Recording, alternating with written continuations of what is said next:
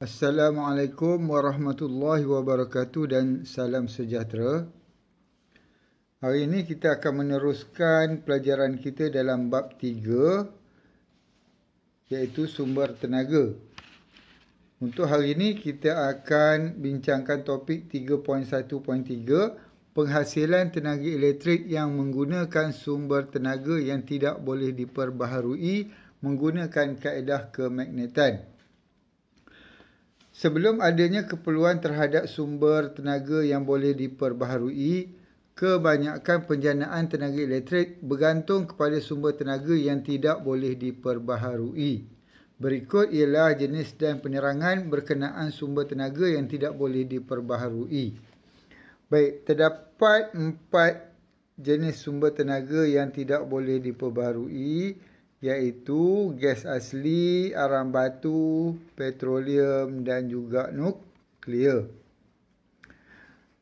Baik, gas asli adalah satu contoh bahan api fosil yang memerlukan masa yang sangat panjang untuk menghasilkannya. Gas asli ini mempunyai takat didih yang rendah. Lebih kurang 90% gas asli ini ialah metana, manakala 10% lagi terdiri daripada etana, butana dan juga propana. Arang batu merupakan sejenis pepuja hitam semula jadi yang digunakan sebagai bahan bakar. Arang batu ialah satu bahan yang mengandungi karbon yang tinggi beserta hidrogen, oksigen, nitrogen dan sulfur. Penggunaan bahan ini agak meluas sebagai sumber penjanaan tenaga elektrik. Di negara kita pun ada beberapa penjana ataupun stesen jana kuasa elektrik yang menggunakan arang batu sebagai sumber tenaga untuk menjana kuasa elektrik. Baik. Yang ketiga ialah petroleum. Merupakan sejenis sebatian hidrokarbon cecair yang berwarna gelap dan pekat yang biasanya didapati di bahagian atas kerak bumi. Petroleum terdiri daripada campuran pelbagai hidrokarbon seperti petrol, diesel, kerosin, minyak pelincir dan bitumen. Nuklear ialah bahan yang mempunyai unsur logam radioaktif yang berwarna kelabu keperakan. Kendalian terhadap bahan ini memerlukan ciri keselamatan yang tinggi, memandangkan kesan radioaktif yang sangat berbahaya kepada manusia. Okey, jana kuasa nuklear ni kalau menggunakan bahan api dia nuklear, dia memerlukan kawalan yang sangat rapi, sebab dia boleh menghasilkan radiasi. Seterusnya kita lihat stesen jana kuasa turbin steam. Stesen jana kuasa elektrik yang menggunakan turbin steam dibahagikan kepada dua jenis, iaitu stesen jana kuasa termal dan stesen jana kuasa nuklear. Stesen jana kuasa tersebut menggunakan kaedah kemagnetan, iaitu menggunakan turbin untuk memutarkan penjana bagi menghasilkan tenaga elektrik melalui aruhan kemagnetan. Stesen jana kuasa ini menggunakan gas asli, petroleum, arang batu dan nuklear sebagai bahan api untuk memanaskan air bagi menghasilkan steam bertekanan tinggi. Baik, kita lihat dulu gambar rajah blok untuk stesen jana kuasa termal. Stesen jana kuasa termal menggunakan gas asli, petroleum dan arang batu sebagai sumber bahan api untuk memanaskan air. Baik, kita lihat rajah 3.5 di bawah ni. Rajah ini menunjukkan sistem stesen jana kuasa termal. Baik, daripada gambar rajah stesen jana kuasa ni kita lihat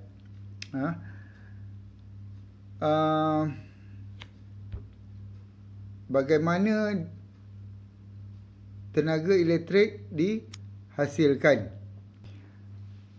Baik, kita lihat satu persatu gambar raja blok ni. Ini ialah tangki simpanan air. Air yang digunakan adalah air yang bersih. Kemudian ini ialah dandang. Ialah dandang.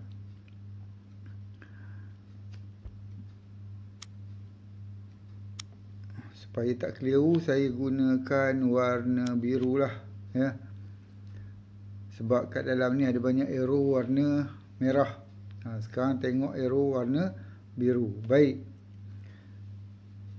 Air yang dimasukkan ke dalam dandang ni, kemudiannya dipanaskan. Kemudiannya dipanaskan sama ada menggunakan gas asli, petroleum ataupun arang batu. Baik, di sini air dipanaskan. Air yang dipanaskan ini akan bertukar menjadi uap ataupun steam bertekanan tinggi. Okey, steam ataupun uap air yang bertekanan tinggi ni akan disalurkan melalui pipe ni ke dalam turbin. Ke dalam turbin.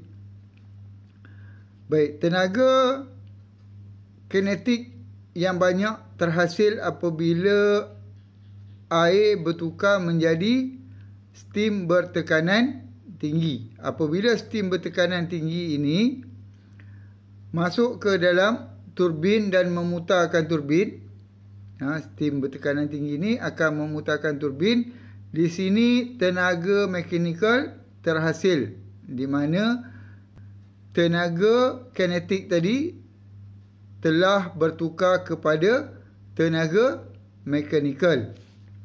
Baik. Turbin. Ini turbin. Turbin ni digandingkan dengan penjana. Yang ini penjana. Apabila turbin berputar akibat daripada tekanan daripada steam,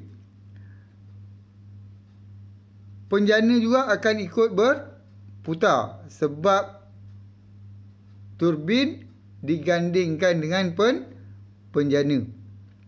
Baik, apabila penjana berputar, dia akan menghasilkan tenaga elektrik. Di sini bertukarlah tenaga mekanik kepada tenaga elektrik. Baik, apa jadi dengan uap air tadi? Uap air yang bertekanan tinggi tadi telah bertukar menjadi uap air ataupun steam bertekanan rendah. Sebab apa? Sebab tenaga kinetik dia dah berkurangan. Kerana tenaga kinetik tadi kebanyakannya telah bertukar menjadi tenaga mekanikal. Ya. Baik. Di sini uap air yang bertekanan rendah tadi dimasukkan ke dalam pemeluap. Ini ialah pemeluap.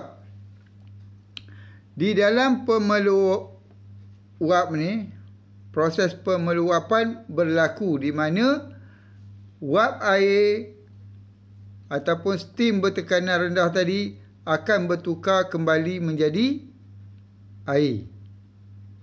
Akan bertukar menjadi air apabila dia keluar daripada pemeluap ni, iaitu di menara penyejukan.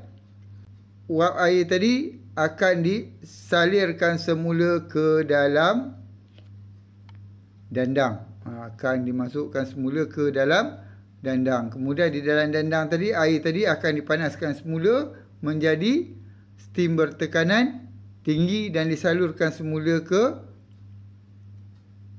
turbin. Begitulah dia berpusing-pusing menjadi beberapa kitaran untuk memusingkan turbin. Baik. Di menara penyejukan, di menara penyejukan ni, Uap air yang berada di dalam pipe tadi, uap air yang berada dalam pipe tu disejukkan menggunakan sama ada air laut, air tasik ataupun air sungai. Okey. Itu ialah stesen jana kuasa terma.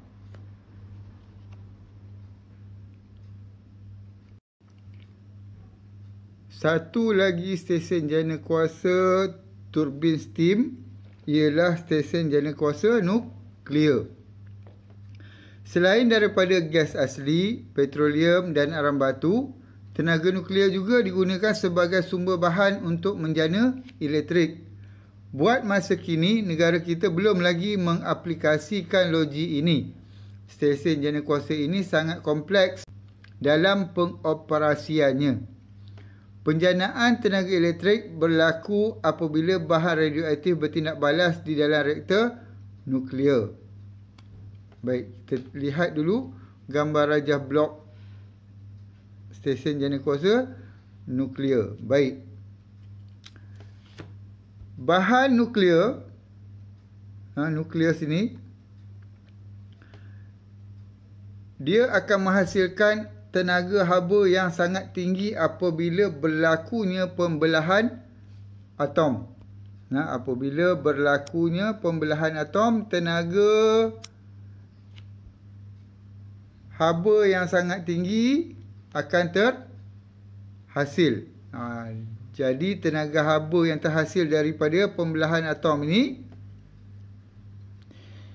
digunakan untuk pemanasan dandang. Dan di dalam dandang ni lah air akan bertukar menjadi steam bertekanan tinggi. Dia menjadi steam bertekanan tinggi yang mempunyai tenaga kinetik yang sangat banyak, sangat tinggi. Baik. Kemudian steam ini akan masuk ke dalam turbin dan memutarkan turbin. Di sini tenaga kinetik bertukar menjadi tenaga mekanik. Baik. Turbin digandingkan dengan penjana. Turbin digandingkan dengan penjana. Apabila turbin berputar, penjana pun akan ikut berputar. Apabila penjana berputar, menghasilkan tenaga elektrik. Di sini tenaga mekanik berubah menjadi tenaga elektrik. Baik, apa-apa jana kuasa kalau dia menggunakan turbin, turbin tu mesti digandingkan dengan penjana untuk menghasilkan tenaga elektrik. Baik. Ini ialah gambar rajah stesen jana kuasa nuklear. Baik, kalau kita lihat di sini, ini ada rod kawalan. Ada rod kawalan. Baik, rod kawalan. Ini nak mengawal kadar pembelahan atom. Pembelahan atom untuk menghasilkan tenaga haba. Baik, tenaga haba yang dibebaskan daripada bahan nuklear ni akan memanaskan air di dalam ni. Akan memanaskan air. Di sini ada satu teras. Ada satu teras. Baik, air di dalam reaktor nuklear ni yang terdedah kepada bahan-bahan nuklear ni, dia tidak bercampur dengan air yang akan mengalir ataupun steam yang akan mengalir ke dalam turbin. Tetapi air yang berada di dalam reaktor ni akan memanaskan teras dan teras akan memindahkan haba kepada air di dalam dandang. Di mana air di dalam dandang ni akan bertukar menjadi steam bertekanan tinggi lalu memutarkan turbin. Seperti jenis kuasa lain, turbin ini juga digandingkan dengan penjana. Apabila turbin berputar, maka penjana pun akan ikut berputar lalu menghasilkan tenaga elektrik. Ya. Di sini konsep penghasilan tenaga elektrik dia adalah sama. Cuma kaedah pemanasan air itu berbeza. Sama ada menggunakan bahan nuklear ataupun bahan petroleum ataupun bahan api fosil. Baik. Proses pembelahan atom. Bahan radioaktif juga digunakan sebagai bahan pemanasan air di dalam dandang stesen jana kuasa nuklear. Ia adalah unsur logam radioaktif dan merupakan salah satu daripada unsur atom. Pembelahan atom menghasilkan tenaga haba yang sangat tinggi. Di stesen jana kuasa nuklear, haba yang terhasil daripada proses pembelahan atom ini digunakan untuk memanaskan air di dalam dandang. Air akan bertukar menjadi steam dan seterusnya memutarkan arci turbin yang digandingkan dengan penjana dan menghasilkan tenaga elektrik. Ini adalah seperti yang telah saya jelaskan tadi. Baik, kita lihat di bawah ni. Ini ialah rantaian letupan nuklear dan kawalannya, di mana proses pembelahan atom berlaku. Pembelahan atom berlaku. Ini menggunakan bahan nuklear uranium 235. Uranium 235.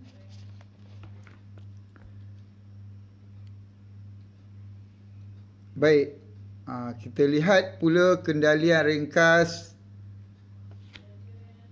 sistem jana kuasa turbin steam. Yang ini tadi saya dah jelaskan, tapi kita lihatlah bagaimana kendalian yang dinyatakan di dalam buku ini. Baik, yang pertama, air disimpan di dalam tangki simpanan. Tadi kita dah lihat dalam rajah tadi di mana kedudukan tangki simpanan. Air tersebut disalur ke dalam dandang. Ketiga, air di dalam dandang akan dipanaskan menggunakan gas asli, petroleum, arang batu atau nuklear. Steam bertekanan tinggi akan terhasil. Steam bertekanan tinggi disalurkan ke turbin steam. Turbin steam digandingkan dengan penjana. Seperti yang saya jelaskan tadilah. Turbin steam akan berputar dan menghasilkan tenaga mekanik lalu memutarkan penjana. Tenaga mekanik ditukarkan kepada tenaga elektrik di dalam penjana. Steam bertekanan rendah di dalam turbin disalurkan ke pemeluap. Steam tersebut akan disejukkan dan ditukar menjadi air. Air tersebut dipam dan disalurkan kembali ke dalam dandang. Ini proses yang berlaku ataupun kendalian di dalam sistem jana kuasa turbin. Diharapkan semua pelajar telah pun faham dengan penerangan saya tadi.